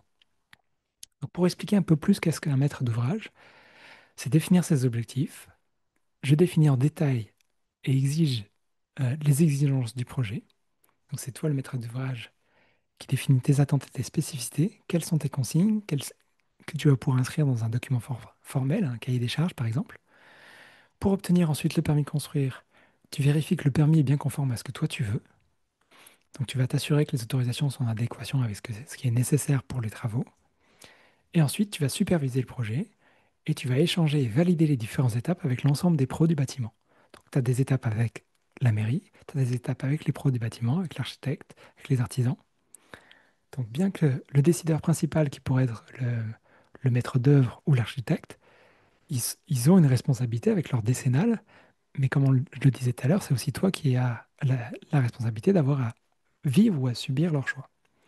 Donc tu dois être capable, entre guillemets, d'articuler les choix qu'ils vont faire entre l'architecte, les artisans, les bureaux d'études, les maîtres d'œuvre. Donc c'est un vrai défi. Et ensuite, ton objectif, c'est de contrôler les exigences définies. Donc si tu délègues toute la construction, tu vas pouvoir remettre en question les travaux. Si c'est toi qui le fais en autoconstruction, ce n'est pas la même, parce que c'est toi qui es ton propre responsable. Donc à la fin du projet, celui qui est responsable de la réception des travaux et de s'assurer de ceci répond aux exigences qui vont être définies. Vous êtes donc bien co-responsable de votre projet en acceptant la réception des travaux. Le fait que vous signez, vous acceptez le contrat qui a été défini. Est-ce que c'est pas trop hallucinant, ça va, ça va? Parce que c'est intense quand même ça. Après, moi j'avais une petite question, est-ce que vous pouvez m'écrire dans le chat? euh, Est-ce que vous comptez faire appel à des pros du bâtiment, architectes, maîtres d'œuvre, assistants à maîtrise d'ouvrage? Est-ce que vous pouvez marquer ça dans le chat? Vous pouvez marquer archi, MO ou AMO pour pouvoir être plus rapide. Et Laure, je viens de voir ta question. Je vais te représenter la slide qui correspond à la loi ZAN. Voilà, c'est la loi ZAN pour zéro artificialisation nette. ZAN. J'en prie.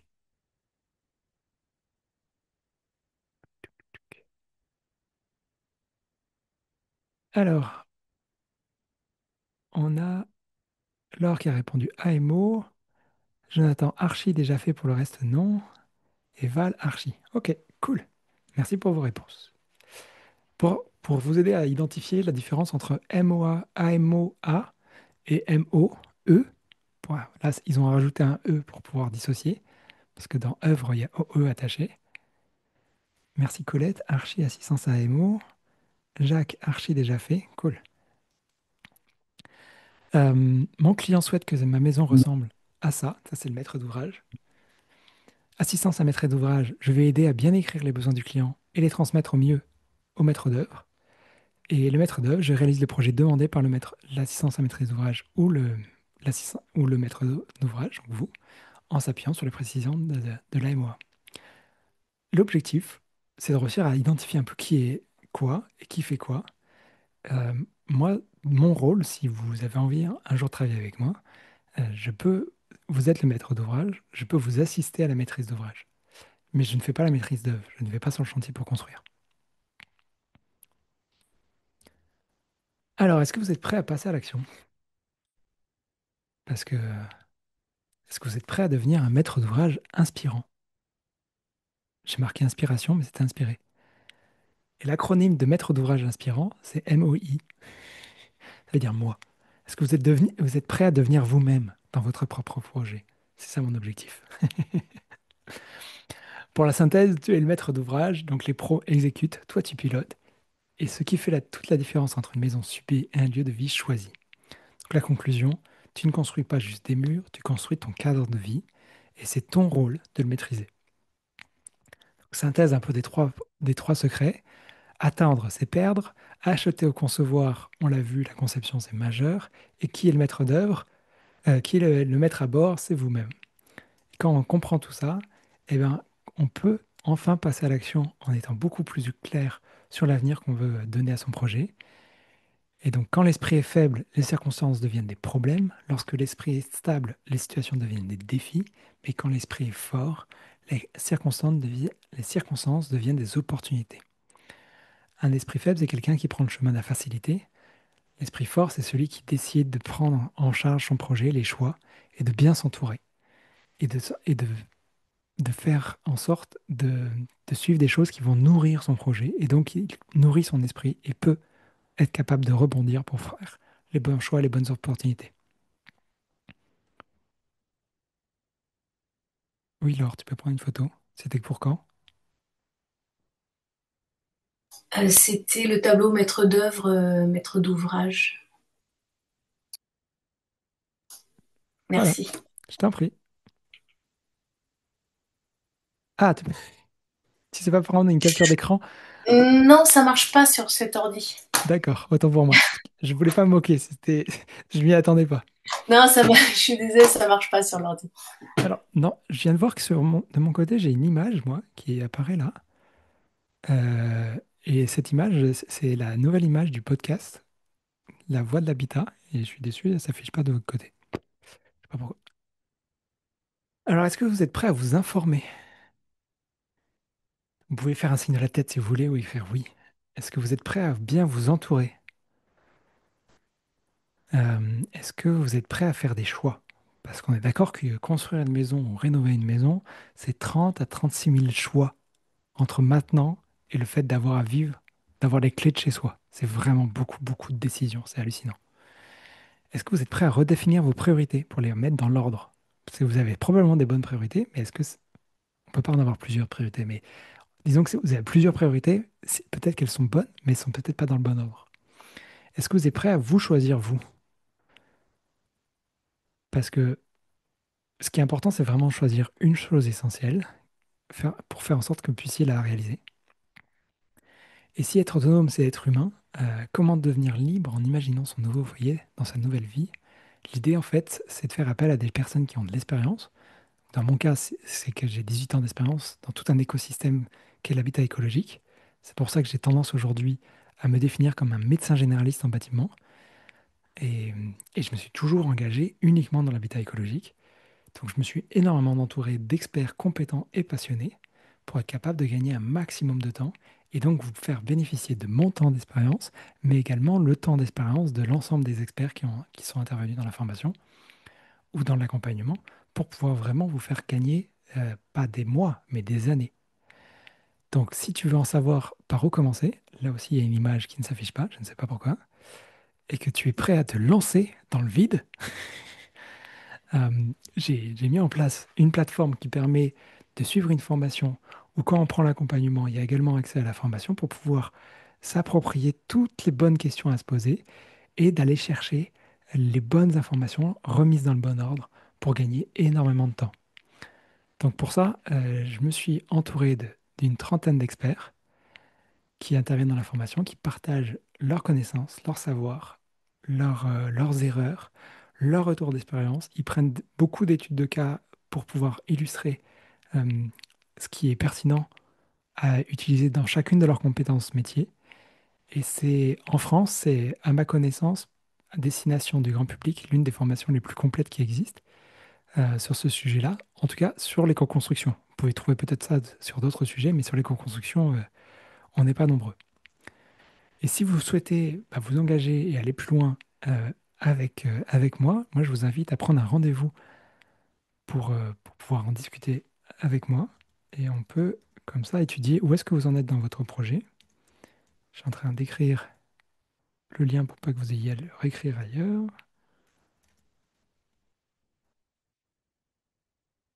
Voilà,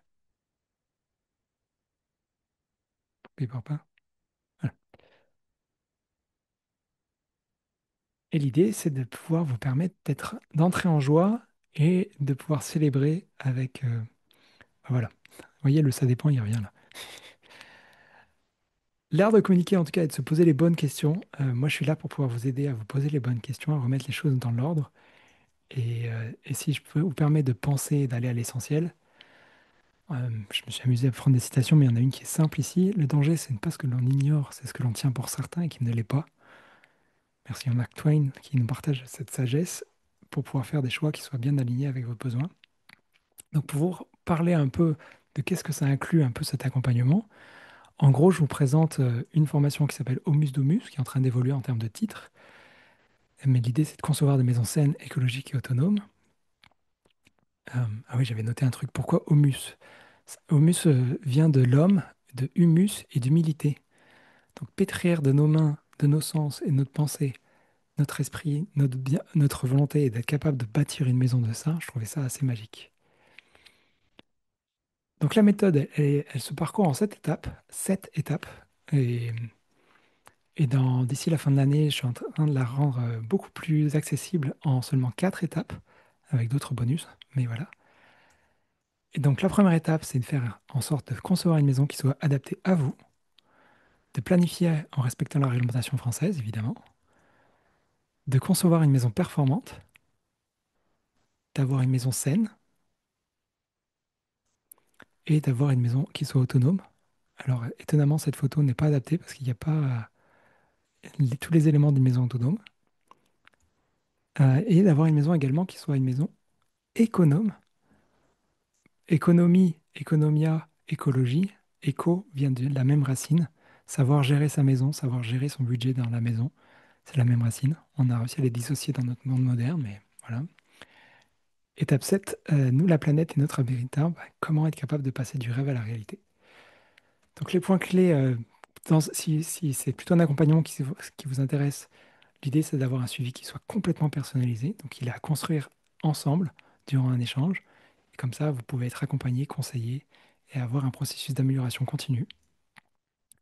Et l'idée de l'accompagnement, c'est de bien démarrer son projet, de réduire au maximum les erreurs, faciliter les choix et être guidé, écouté, épaulé à chaque étape. Et il y a une chose que je ne partage pas plus ici, euh, que je pourrais vous donner beaucoup plus en détail, mais une chose importante, c'est que je ne suis affilié à aucune marque, à aucun professionnel. J'en connais plein, je peux vous référencer du monde, mais je m'en fiche d'avoir à référencer un tel ou un tel. Et ça vous assure d'avoir la neutralité nécessaire pour avoir l'information qui vous correspond. Je n'ai pas à vous vendre tel ou tel produit, je n'ai pas à vous vendre telle ou telle technique, je n'ai pas à vous mettre forcément en relation avec ce professionnel-là parce que X ou Y. Et donc ça ajoute bah, quelque chose qui me semble être essentiel, cette neutralité qui vous assure que je sois de votre côté pour vous soutenir. Donc, ouais, ce que je voulais dire avec les deux parcours pour deux aspirations, le premier parcours, c'est le maître d'ouvrage Zen, donc ça c'est la partie formation. Et l'autre élément, c'est l'accompagnement qui s'appelle l'accompagnement Théo. Et avec Théo, donc c'est un titre que j'ai donné, un prénom que j'ai donné pour l'accompagnement, ça permet d'aller beaucoup plus loin dans son projet. Donc, derrière, vous avez une communauté. D'ailleurs, vous avez deux étudiantes qui sont connectées ce soir. Si vous avez des questions, à savoir si c'est bien ou pas bien, posez-leur la question, demandez-leur la vérité. J'ai pas de problème avec ça. La formation est-elle adaptée à tous les lieux? Alors, si tu veux construire ailleurs qu'en France, la réglementation ne va pas être adaptée. Mais si tu veux construire à des altitudes très élevées, il faudra adapter certains cours.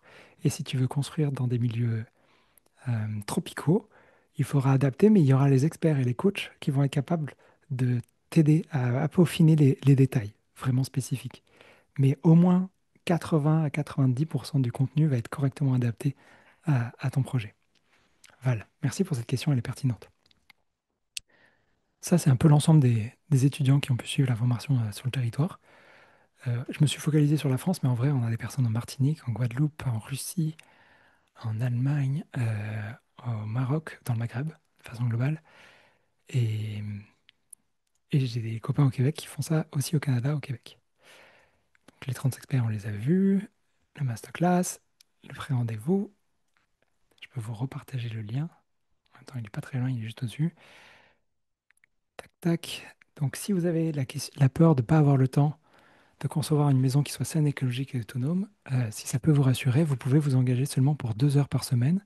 Et en 6 mois, vous avez terminé à 100% le contenu.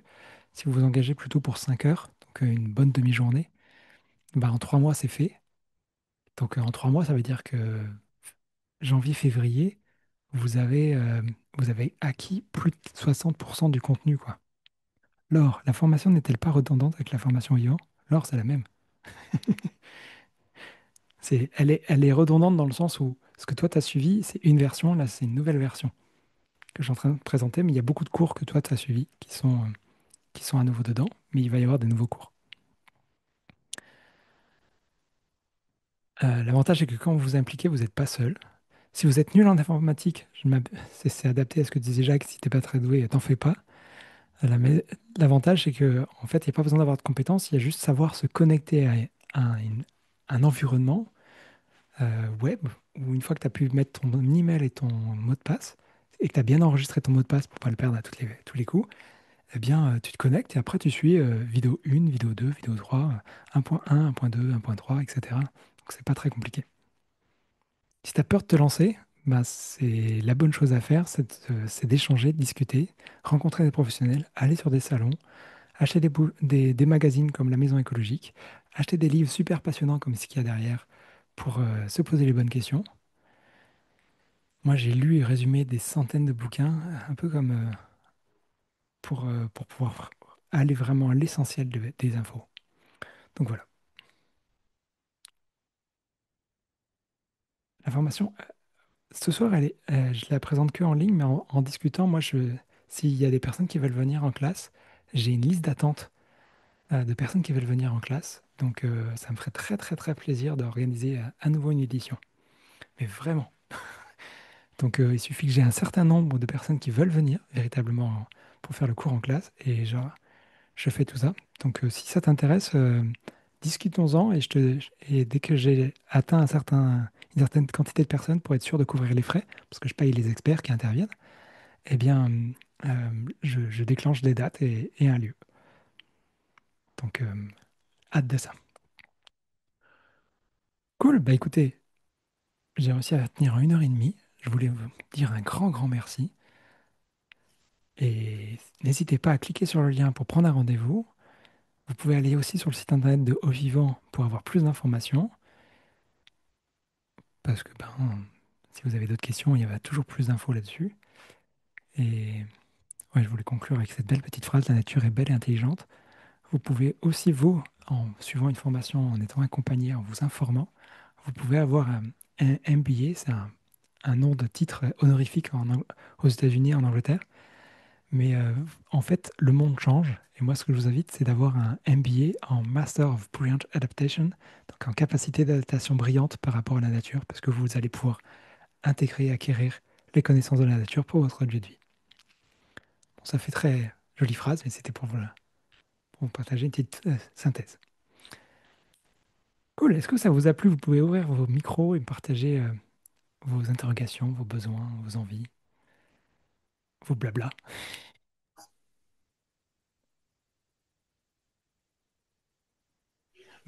Merci en tout cas de votre écoute et j'ai pris plaisir à préparer ce nouvel diaporama. Est-ce que vous avez appris de nouvelles choses? Et surtout la question majeure, je dirais, si vous n'avez pas toute une question, est-ce que ça vous a un peu rassuré ou donné envie d'avoir vous lancé à construire une maison en 2026? Merci Val. Il faut que j'avance. Oui, Je là. continue à avancer. J'ai pas trop de doutes que tu vas pouvoir y arriver. Vraiment. Mais ce que tu dis là ce soir, donc bon, effectivement, moi j'ai déjà suivi ta formation et qui m'a apporté beaucoup de choses. Vraiment, je confirme, c'est très complet. C'est vraiment ce que j'attendais d'une formation par tous les intervenants et ça permet de se dire, bah tiens, je connaissais pas euh, la paille par exemple, mais c'est vrai que c'est pas ce que j'aurais imaginé, mais c'est un peu comme la personne que tu as mis sur le canal. C'est un petit film de 10 minutes. Tu sais, celle qui construit enfin, ils construisent une bâtisse de 800 mètres carrés en paille. Tu vois de Ah quoi je oui, ça parle. oui. Et elle a exactement le même cheminement que moi.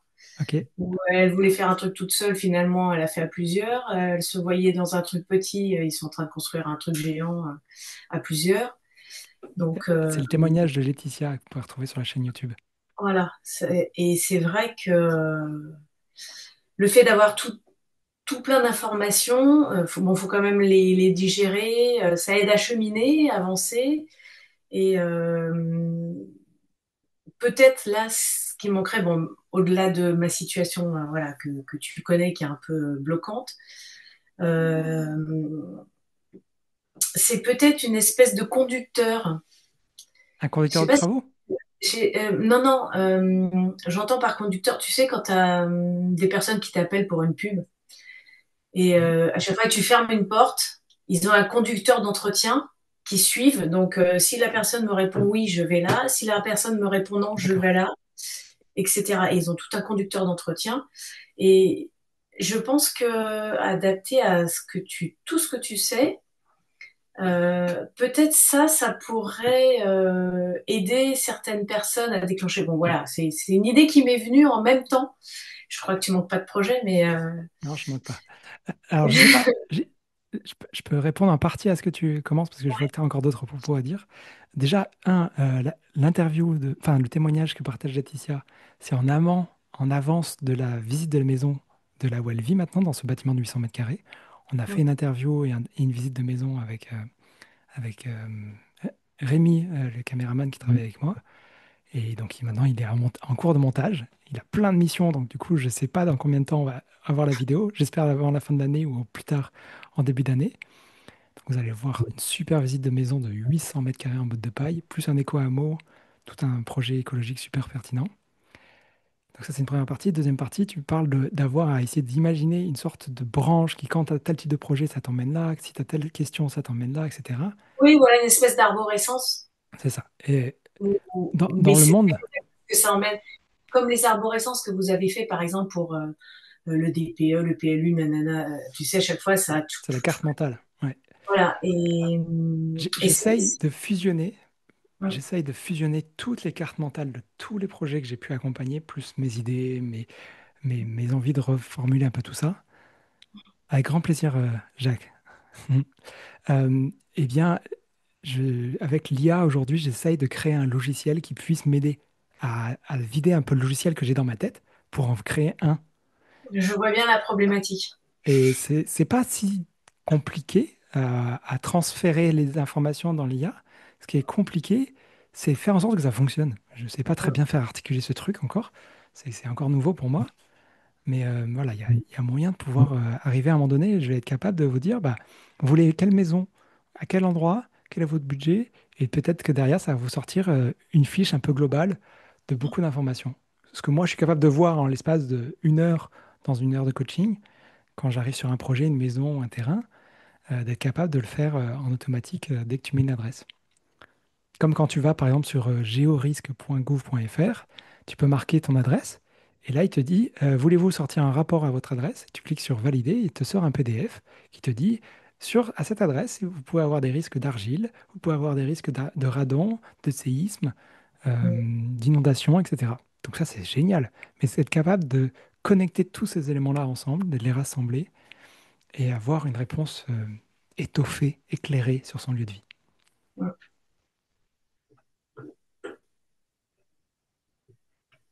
Euh, et là, je vous ai donné un lien de georisque.gouv.fr, mais dans la formation, on a plein de liens, plein de sites. Et l'idée, justement, c'est que si un jour, pour l'instant, je suis en train de faire ça avec ChatGPT, mais j'aimerais bien le faire avec un truc plus ouvert. Mais si vous avez déjà ChatGPT, je suis en train de construire pour les, les personnes qui demandent un accompagnement, donc pas ceux qui ont acheté la formation, mais ceux qui prennent l'accompagnement, je vais mettre à disposition un ChatGPT avec tout mon savoir. Donc ça va doubler la... Si moi je ne peux pas répondre, vous allez avoir la possibilité de poser des questions à mon double Goulven. C'est pas encore top top, hein, parce qu'il dit encore des conneries. Il peut pas vous dire ah mais là j'ai dit une bêtise, faut que j'arrête. Mais voilà. Alors que moi je suis capable de le faire, mais lui non. C'est ça le problème. Donc ça me plaît pas beaucoup encore cette affaire. Ouais. Il va te dire, tu as raison, tu as bien fait de me poser la question. Tu as bien raison de mettre le doigt sur cette information. Alors je l'ai Il n'y aura pas briefé pour pas j'ai comment dire, qu'il soit un peu plus direct, qu'il aille pas tout le temps à te brosser dans le sens du poil. peur. Ouais, Merci Laure. merci. Jonathan, je vois que tu as levé la main. Je reste encore 5 minutes et après je vais devoir vous laisser.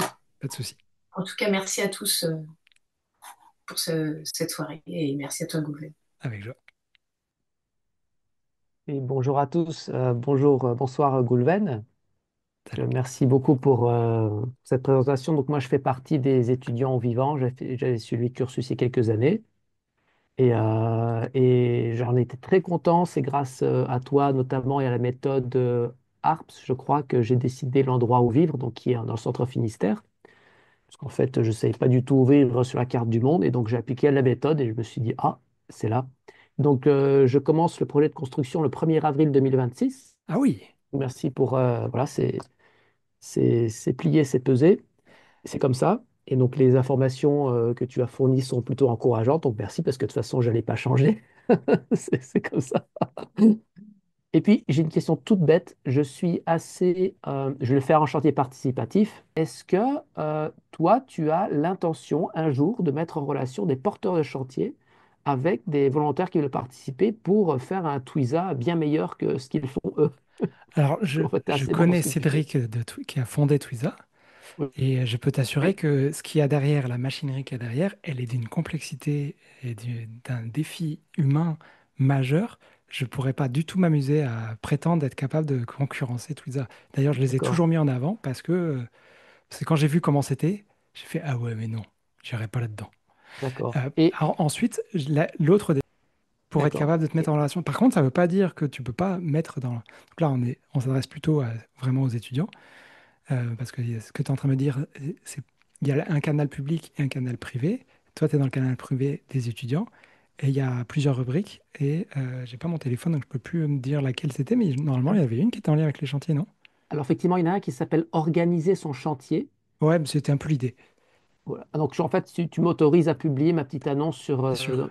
Ouais, Ok, ouais, bon voilà, c'était ma petite question. Je pas de voulais souci. pas faire. Je Ok. te souhaite que Voilà. tu aies des réponses. Ouais, d'accord. Merci bien merci bien en tout cas pour tous tes beaux conseils. Si j'aurais aimé apprendre tout ce que j'ai appris 5 ou 6 ans auparavant, mais bon, c'est comme ça. Voilà. Il fallait que je fasse encore plus de pubs parce qu'il y a 5 ou 6 ans, j'étais là, déjà. Ouais, je sais, je sais. Mais c'est pas Merci. évident. Merci, Jonathan. Il y a Colette. Salut, Colette. Et Val, vous avez encore des questions? Laure, peut-être si tu as encore une question, ou peut-être que tes 5 minutes sont écoulées, tu peux. Une petite dernière à Jonathan. Il construit quoi? Qu'est-ce que tu construis? Alors, je construis une maison individuelle avec la méthode GREB, donc double ossature bois rempli en ballot de paille, un toit monopente en bac acier. Je le fais ça dans le centre-Bretagne, dans un ancien champ agricole qui avait été utilisé par l'agriculture intensive. Et donc, j'ai un projet de planter aussi des arbres. Et à part ça, il y a deux petits habitats qui seront des studios annexes pour louer à l'année à des locaux ou pour faire des événements, des rencontres. Moi, j'aime bien la connaissance, partager les conférences, etc., pour avoir un petit peu de réceptif. Et ce sera des habitats qui seront faits ou en terre ou en paille, avec le modèle Love Shack, c'est des champignons de Schtroumpf, si on veut, en grandeur humaine ou en pailloute. Je ne sais pas si vous êtes familier avec Oui, voilà, le terme de pailloute. Et j'aurais aimé plutôt apprendre les techniques qui sont faites en paille porteuse. J'ai visité une maison en Bretagne en paille porteuse qui a été faite il y a 6 ans et c'est surprenant. Ils se sont Oh, pris ouais. 200 km/h de vent, la maison n'a pas bougé et ben, c'est de simplicité et puis c'est confortable. Je l'ai visité ça il y a 15 jours, mi-octobre. J'étais en t-shirt à l'intérieur, il n'y avait pas de chauffage en Bretagne, quoi. Donc il y a encore moins de bois, c'est encore moins cher. Donc moi, je suis parti sur une technique qui était différente parce que c'était ce que j'avais appris, quoi. Mais si c'était à refaire, je ferais une maison en paille porteuse. Pour moi, c'est vraiment un bon compromis entre le confort thermique, acoustique, les coûts, la simplicité de construction. Enfin, c'est surprenant. Voilà. C'est très très surprenant. J'avoue ok. que tant que j'avais pas vu la paille porteuse, moi, d'un bâtiment de 800 mètres carrés, je pensais que c'était une drôle d'histoire, c'était quand même bien, il y avait des bons projets, tout ça. Mais voilà, c'est quand même possible de construire jusqu'à 2 étages avec une paille porteuse. Donc c'est quand même assez balèze. Et voilà. Par contre, le Love Shack, je te souhaite que ça fonctionne parce que les lois peuvent être un peu taquinantes. Donc, je ne sais pas quelle est la relation que tu as avec la mairie pour qu'ils puissent Bah, en accueillir. fait, c'est dans le permis de construire, puis ça a été accepté, donc c'est bon. Oh, super. Génial. Magnifique. Il y Bon, a bah, juste, il y a juste une petite chose où je vais peut-être un petit peu lutter. Je compte faire de la pédoépuration et pas de la phytoépuration. Et donc là, avec Pierre et Terre, qui est l'association qui a été porteur de ce genre de choses, euh, bon voilà, moi, j'ai la connaissance, parce qu'il n'y a pas beaucoup de connaissances à avoir pour faire ça, mais bon, c'est suffisant pour le faire. Et bon, je vais le faire, quoi. Voilà. bon, bah écoute, Merci. si jamais je peux me libérer à un moment de la construction de l'année prochaine, je viendrai peut-être donner un coup de main. Oui, parce que Ok, la méthode ben, Greb, c'est beaucoup de manutention avec Oui. la terre, le torchis et la terre. C'est Donc, pas grave, ça me fera des muscles. je c'est laisse une mes très bonne coordonnées chose. dans le chat, là, comme ça. Ah non, c'est public. Écris-le plutôt sur Telegram. Laure Ah, pourra Oui, le ok, lire sur quand Telegram. tu mettras ton projet sur ok, Telegram, ok, d'accord. je Bon, très bien. regarderai. Ok, Merci, Jonathan. ça Je marche. ne promets Merci. rien, mais si ça se goupille bien, ça me Après, on donne. n'est pas nombreux. Et je ne sais pas quel Val est connecté. Val, est-ce que tu as une question ou un coucou à nous faire? Je vous dis au revoir. Bonne soirée. Salut, Merci pour à tout. bientôt, Laure. Avec joie. Ciao. Moi, je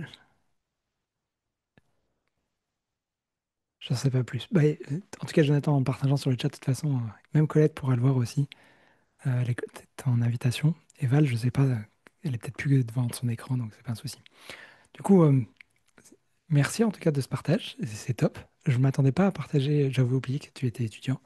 Mais comme tu es étudiant en ligne, du coup, je ne m'en rappelais pas. Euh, et ça me ferait plaisir en tout cas de pouvoir discuter avec des personnes qui n'ont pas suivi la formation également. Donc, si Val t'a pris rendez-vous, c'est top. Ça me fera grand plaisir d'échanger. Je ne sais pas si Jacques prendra rendez-vous aussi. Et il y avait une autre personne qui s'est connectée. Donc, on verra bien.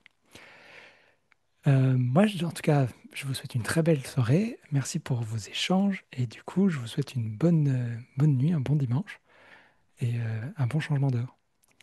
Ah oui, merci beaucoup. Merci. Avec grand plaisir. Salut Au Jonathan. revoir. Salut à tout le monde. Au revoir Colette. Au revoir Val.